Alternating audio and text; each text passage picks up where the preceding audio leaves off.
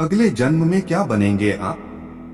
गरुड़ पुराण की इन 8 बातों में छिपा है सच। व्यक्ति को अपनी मृत्यु के बाद कर्मों के आधार पर स्वर्ग और नरक की प्राप्ति होती है। गरुड़ पुराण में यह भी बताया गया है कि कर्मों के आधार पर अगले जन्म में व्यक्ति किसी रूप में जन्म लेता है। गीता में कहा गया है कि आत्मा अजरमर है।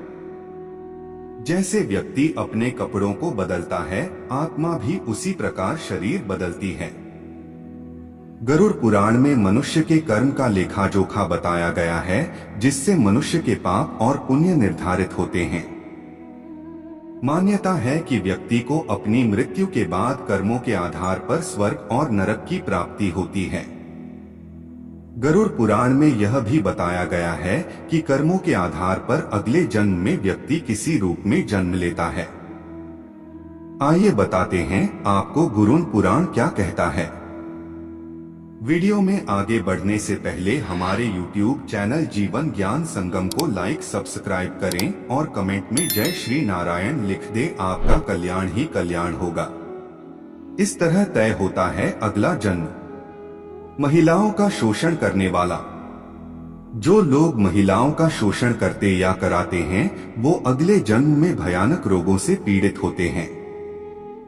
वहीं अप्राकृतिक रूप से संबंध बनाने वाला अगले जन्म में नपुंसक, गुरु पत्नी के साथ दुराचार करने वाला कुष्ठ रोगी होता है।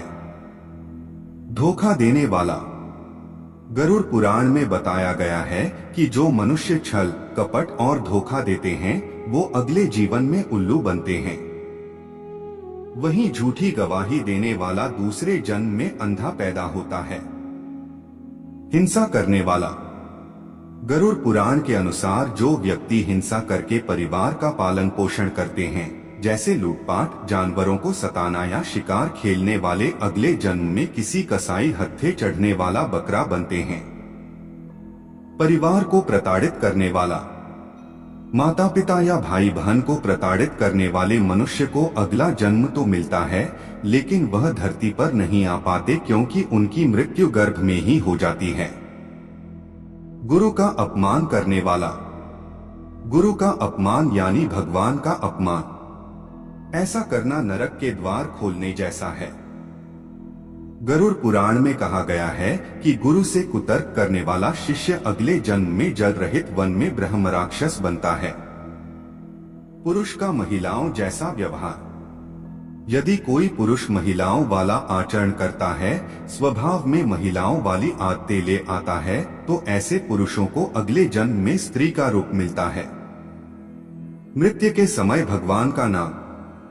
अगर कोई मृत्यु के समय भगवान का नाम लेता है, तो वो मुक्ति के मार्ग पर अग्रसर हो जाता है। इसलिए शास्त्रों में कहा गया है कि मरते समय राम का नाम लेना चाहिए। हत्या करने वाला। स्त्री की हत्या, गर्भपात करने या कराने वाला भिल्ल रोगी, गाय की हत्या करने वाला मूर्ख और कुबड़ा, ये दोनों नरक की यातनाएं भोगने के बाद अगले जन्म चांडाल योनि में ही पैदा होते हैं। आज के लिए बस इतना ही। मिलते हैं न्यू वीडियो पर। जय हिंद, जय भारत।